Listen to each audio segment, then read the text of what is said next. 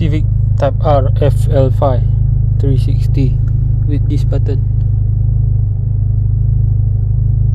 Push on.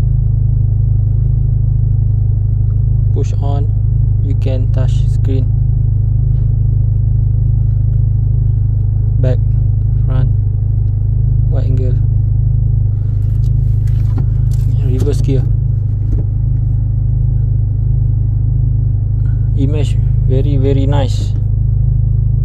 Sony lens, 360 camera for original screen, right? Other setting remain the same.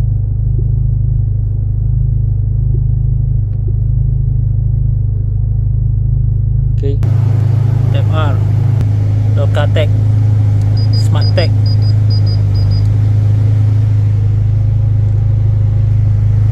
Casing,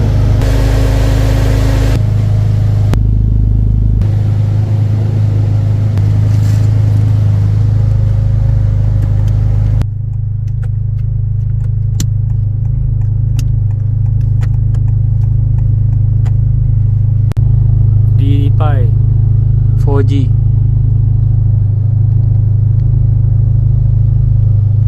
Ini DDPi kita dah buat 4G connection.